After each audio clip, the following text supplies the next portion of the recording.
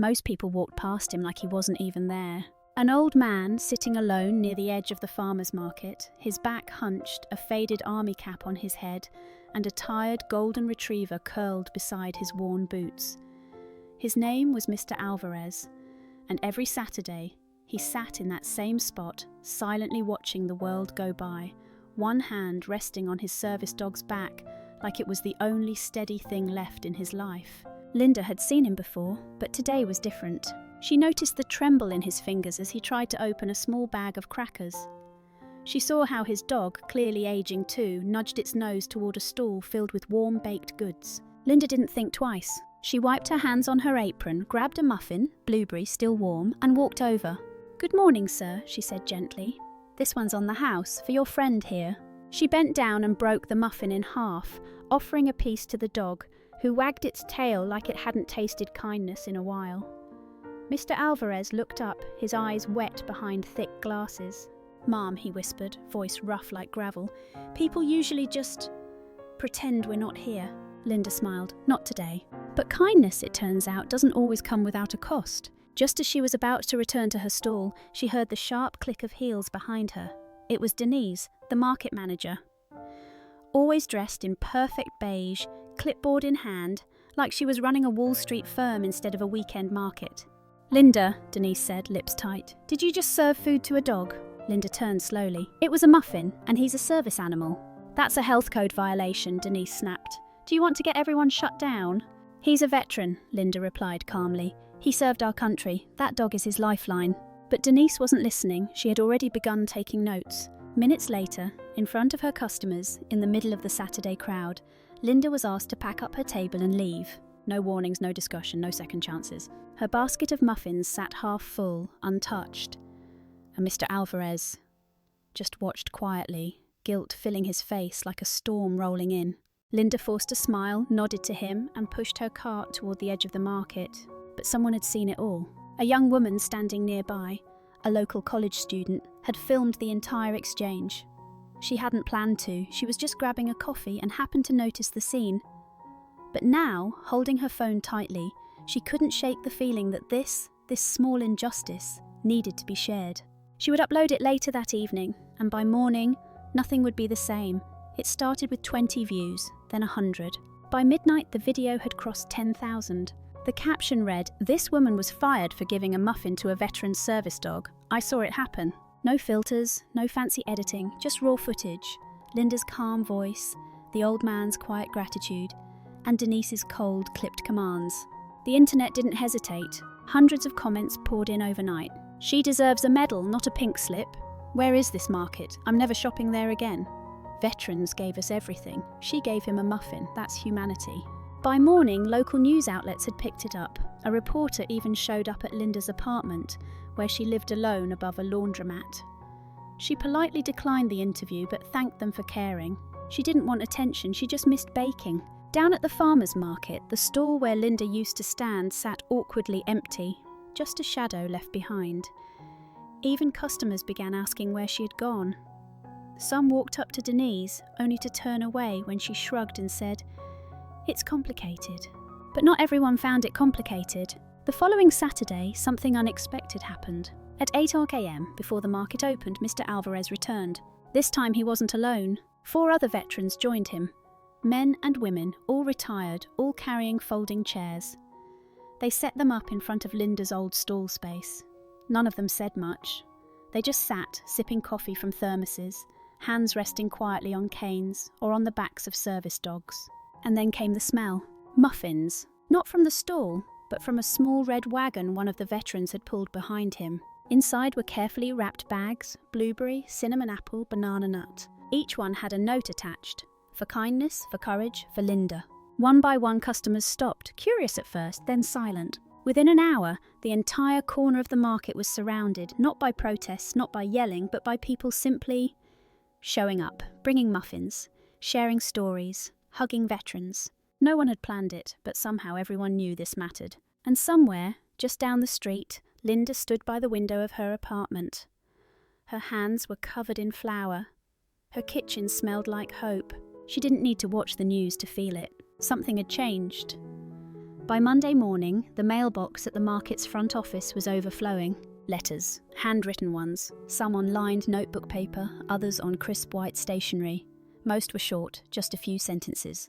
I don't know Linda, but I wish I did. My brother had a service dog. People like her made the hard days softer. She reminded us what kindness looks like. Denise read the first few, then stopped. The pressure was mounting, but Linda had no idea. She was busy in her tiny kitchen, baking out of habit. Her fridge was nearly empty, rent was due in 5 days, and she hadn't been able to sleep much. Not because she regretted what she did, but because she missed doing it. Missed the small joys of handing over something warm, seeing someone's eyes light up, knowing it mattered. She was pouring batter into a tin when the knock came. 3 soft taps. She opened the door slowly, wiping her hands on a dish towel. On the other side stood a tall man with a gentle smile and silver hair under a navy ball cap. He held something in both hands, a small gift bag and a folded newspaper. "Hi," he said. "I hope I'm not intruding. My name's Tom. I served with Mr. Alvarez a long time ago." Linda blinked, surprised. "Oh, please, come in." He stepped in carefully, like he didn't want to disturb the stillness. On her counter, the newspaper lay open. Her face, mid-smile, hands outstretched, was on the front page. "Baker fired for feeding compassion." Tom handed her the bag. "Just a few thank yous from some old soldiers who've been talking about you more than they have in years." Inside were dozens of cards, some funny, some painfully sincere. Linda pressed a hand to her mouth. Then Tom said something she didn't expect. "There's a group of us. We run a small centre for veterans just outside of town. It's not much, just a couple rooms, a garden out back, but it's missing one thing." She looked up. "What's that?" "A kitchen, a real one, a warm place for people to sit, to eat, to feel human again." Linda didn't say anything, her eyes did. Tom smiled wider. "We were wondering if maybe you'd want to come see it." That evening, Linda stood in front of a building that looked more like an old farmhouse than a centre. The sign above the porch read Haven Hall. Inside, there were no buzzers, no forms to fill, just soft light, quiet conversations, and a space that felt like it had been waiting for her. And in that moment something settled in her chest, not like certainty, but like purpose. She didn't know what tomorrow would bring. But for the first time in weeks, she was no longer thinking about what she'd lost. She was beginning to imagine what she might build instead. The first thing Linda noticed wasn't the building, it was the quiet. Not the uncomfortable kind, but the kind that wraps around you like a soft blanket. The kind that says, "You're safe here." Haven Hall wasn't fancy. The floors creaked, the windows needed washing, and the furniture was mismatched like someone had collected it from a dozen different homes. But everything felt lived in, cared for, just like the people inside. Tom showed her around slowly, pausing often to introduce her. "This is Marvin, he grows tomatoes out back. This is Evelyn, she does puzzles faster than anyone I've ever seen. And then, this is Paul." Paul was seated near the window, a cane resting by his knee and a chessboard in front of him. He looked up and studied Linda for a long moment. "You're the muffin lady," he said with a small smile. Linda chuckled. "I guess I am." He nodded once, then motioned to the empty seat across from him. "You play?" "I used to, a long time ago." "Well," Paul said, "you're about to remember."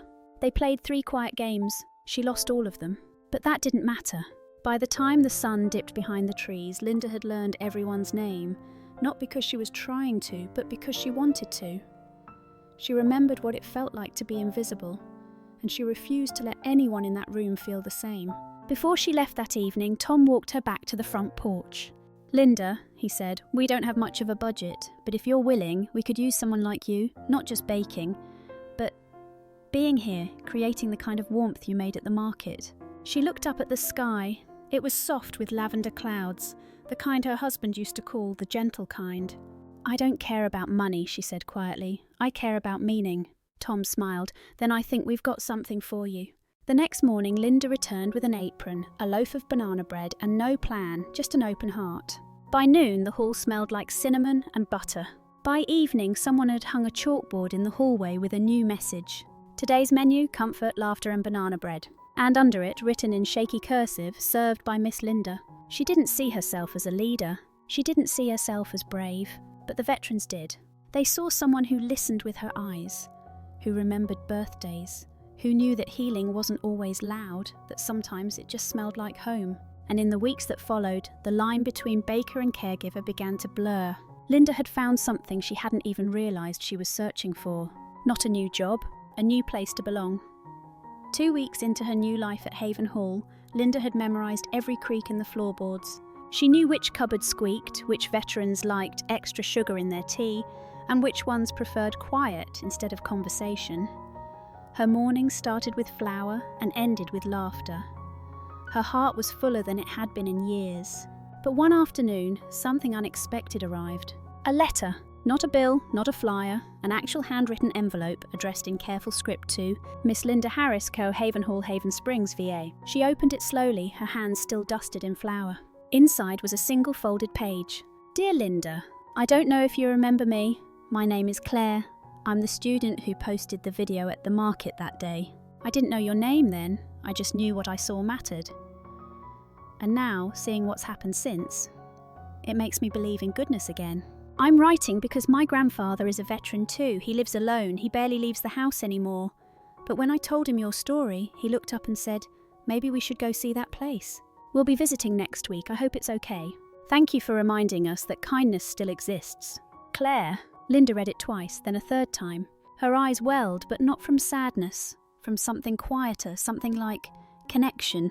She pinned the letter beside the kitchen doorway with a magnet shaped like a heart. That Friday, Claire and her grandfather came. He was tall, thinner than he used to be, with trembling hands and a quiet voice. But he lit up the moment he stepped into the kitchen and caught the scent of fresh-baked cornbread. Smells like 1965, he chuckled. Linda grinned. Then I must be doing something right. They stayed all afternoon. Claire sat with Evelyn doing puzzles. Her grandfather played chess with Paul. And Linda, she just watched, moving between tables, pouring coffee, refilling plates, refilling hearts. Word began to spread, not online this time, but through whispers, through old friends calling old friends, through church bulletins and grocery store chats and little slips of paper passed hand to hand. People didn't say, let's go to Haven Hall. They said, let's go where the muffin lady is. And Linda, she kept showing up, not because she had to, but because in that small house with creaky floors and second-hand chairs, she'd found something sacred. A table always open, a kitchen always warm, and a purpose that needed no name. It was a quiet Wednesday morning at Haven Hall, the kind of morning where the sun filtered softly through the windows, and the only sound was the clink of mugs and the shuffle of puzzle pieces. Linda was folding dish towels, humming faintly, when she noticed the figure standing in the doorway. Tall, tidy, hesitant. He held his hat in both hands like he wasn't sure he belonged. At first, she didn't recognise him, but then he looked up, and time shifted. Linda? Her breath caught.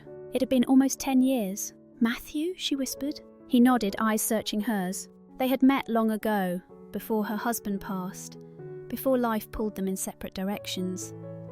Back then, Matthew had been a quiet man with strong hands and soft words, a Navy veteran who always helped others before himself. After her husband's funeral, he'd come by to check in. Once, then never again. And now here he was, in the doorway of the life she'd rebuilt. I heard about this place, he said, voice low. Didn't realise you were the one holding it together. I don't do it alone, she said softly. He gave a small smile. Still, I should have known. You always had a way of turning broken things into something warm. Linda glanced around the room, at Marvin in the corner reading aloud from the newspaper, at Evelyn counting puzzle pieces for a new guest, at Paul gently teaching a boy from the community centre how to play chess. Then she looked back at Matthew. What brings you here? He hesitated.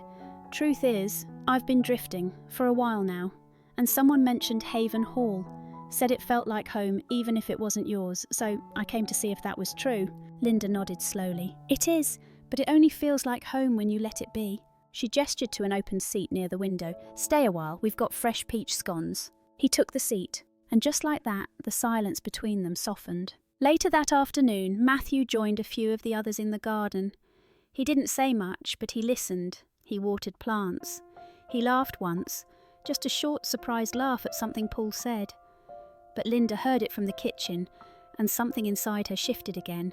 That night, when she locked up, the porch light cast a warm glow on the welcome mat. She stood for a moment, staring out at the quiet sky, hands still dusted with flour, heart carrying more than it had that morning. Not heavy, just full. She thought about how life had once felt like a door gently closing behind her, and how now, somehow, one by one, those doors were opening again. By the following week, Matthew was no longer a visitor. He had claimed a quiet corner in the garden where the tomatoes grew wild, and the rosemary bush leaned toward the sun. Each morning he arrived early, coffee in hand, sleeves rolled up. He didn't ask what needed doing, he just did it. Linda noticed. She noticed the way he brought old tools back to life, the way he repaired a broken bench without being asked, and especially the way he never let the veterans eat lunch alone. They were rebuilding something, not just flower beds or shelves, something quieter. Something that didn't have a name, but felt like trust. One afternoon, Linda brought him a slice of her lemon cake. He took a bite and closed his eyes. "Still the best thing I've ever tasted," he murmured. She laughed. "You said the same thing about my banana bread 10 years ago." "Well," he said, smiling at her, "I didn't want to sound repetitive." That night, as the porch lights blinked on and the last chess game of the evening wrapped up, Tom gathered Linda and Matthew at the front table. "I got a call today," he said, "from the local community centre. They want to host a public event, a kind of open house for veterans and their families. They asked if we could lead it." Linda raised her eyebrows. "Lead it how?" "They want you to speak," Tom said, looking at her, "about what Haven Hall has become. And they want a few others to share stories. Maybe offer food, give the place a human touch." Matthew looked at her and grinned. "They're asking the right person." Linda hesitated. "I'm not a speaker. I bake. I listen. I keep things going." "You are the story, Linda," Tom said gently. "People need to hear it." She didn't answer right away. That evening, she sat on the porch alone, the night air brushing her shoulders, a warm mug between her hands. Could she stand in front of strangers and talk about something that felt so fragile, so personal? Then she remembered the letter from Claire, the quiet smile of her grandfather, the way the veterans always looked up when she entered the room, not because she was in charge, but because she made them feel seen. She realised something. This wasn't just a kitchen anymore. It was a movement. It was healing with a human face. And maybe, just maybe, it was time others knew. She took a long breath, looked out at the stars, and whispered into the quiet, "I'll do it." And somewhere in the dark she felt something settle, like courage finally finding its place. The morning of the event felt different. Not rushed, not nervous, just full. The halls of Haven Centre buzzed with a quiet energy. Veterans setting up chairs, volunteers arranging flowers, Matthew carefully taping down extension cords so no one would trip. In the kitchen, Linda moved with practiced calm, trays of cookies and cornbread cooling on the counter, her lemon cake sitting proudly in the centre like a crown. She'd chosen a simple dress, nothing fancy, just something that reminded her of her late husband. The colour he used to say brought out her smile. At exactly 11 o'clock, the first guests arrived. Families, kids holding paper flags, older men walking carefully with canes, a woman with a service dog who looked just like Mr. Alvarez's retriever. Linda stood at the entrance, welcoming each one like they were walking into her living room. She hadn't even realised the room had filled until Tom tapped a spoon against his glass. "Friends," he said, his voice carrying just enough to quiet the buzz, "thank you for being here. Today's about stories and healing and the people who quietly make that possible." Then he turned to Linda. "Our first story begins with a muffin, and the woman who gave it away without asking for anything in return." There was gentle applause as Linda stepped forward. She took the microphone with steady hands, but her voice at first was small. "I never planned to be here," she began. "In fact, a few months ago I thought my chapter in this kind of story had already ended." She looked out at the room, faces listening, eyes kind. "I was just doing what felt right, giving a muffin to a man and his dog. I didn't know it would cost me my job. I didn't know it would bring me here. And I certainly didn't know it would lead to all of you." She paused, letting the silence hold the weight of her words. "I'm not a veteran. I've never worn a uniform. But I know what it's like to feel invisible. And I know what it's like to be seen again, because you all showed me." The room was still. Then a voice from the back called out, an older man with a cane and a shaky voice. "You gave us more than muffins. You gave us back our place at the table." Linda's throat tightened. Matthew stepped forward then, quietly, and placed a hand on her shoulder, not to lead her off stage, but to stand beside her. They spoke together after that. Stories of garden mornings, of puzzle nights, of quiet cups of tea shared without words. And as the final applause faded, a woman approached, someone Linda didn't recognise at first. But when she spoke, Linda remembered. "I'm Denise," the woman said softly, "from the market." Linda blinked. Denise looked smaller somehow. Tired, not in a cruel way, just human. "I came to say I was wrong about that day, about you. I didn't understand then, but I do now." Linda looked at her for a long moment. Then she simply said, "Thank you for saying that." They stood for a moment. Two women, once on opposite sides of a moment, now sharing something unspoken. Later, as the guests slowly trickled out, a little boy handed Linda a drawing, crayons on folded paper. It was a muffin, with wings. "Because you're an angel," he said. Linda laughed, blinking away tears. "I'm just someone who bakes." But deep down, she knew it was more than that. She had baked healing into every bite. And today, she saw how far that warmth had reached. A week after the event, Linda's days returned to their steady rhythm. Morning muffins, afternoon laughter, evening tea on the porch. She never expected anything more. But kindness, it turns out, has a way of travelling farther than we think. One morning, while slicing strawberries in the kitchen, Tom walked in holding a large envelope. "No return address," he said, setting it on the counter with a grin. "Looks official." Linda wiped her hands and picked it up. Inside was a formal invitation. Thick paper, embossed seal, and a letter written with more care than most emails ever receive. "Dear Ms. Linda Harris, we've recently learned of your story through a community video and a recommendation from a local veterans group. Every year, the National Veterans Advocacy Conference honours individuals who have made a quiet but profound impact in the lives of veterans across the country. We would be honoured to have you as a guest speaker this year in Washington, D.C. You remind us that service doesn't end with a uniform, and that sometimes healing begins with something as small as a muffin. Sincerely, the NVAC Board of Directors." Linda stared at the page for a long time. Washington? Her? She'd never even left the state in over a decade. Matthew walked in just then, wiping his hands on a rag. "You look like you've seen a ghost." She handed him the letter. He read it slowly, then looked up at her. "You know what this means, right?" "That I'm in way over my head," she said. He shook his head. "That what you built here matters more than you ever realised." That night she couldn't sleep, not because she was afraid of speaking again, but because she kept thinking about all the faces she'd come to love at Haven Hall. About Paul's chessboard, Evelyn's puzzles, Tom's steady encouragement, and Matthew's quiet loyalty. She wasn't sure she wanted to leave, even for a weekend. But the next morning, Paul wheeled his chair into the kitchen holding something in his lap. It was a small photo frame. Inside was a picture, taken at the open house event, of Linda standing next to the veterans, apron dusted in flour, face lit up with joy she didn't know anyone had captured. He set it on the counter. "For your suitcase," he said, "so you don't forget who you're carrying with you." She didn't cry. She just hugged him and said thank you. That weekend she bought a modest navy dress, and on Monday Tom printed her speech in large type, just in case. By Thursday, Linda stood at gate 23, holding a carry-on bag, her first plane ticket in years tucked inside her coat pocket.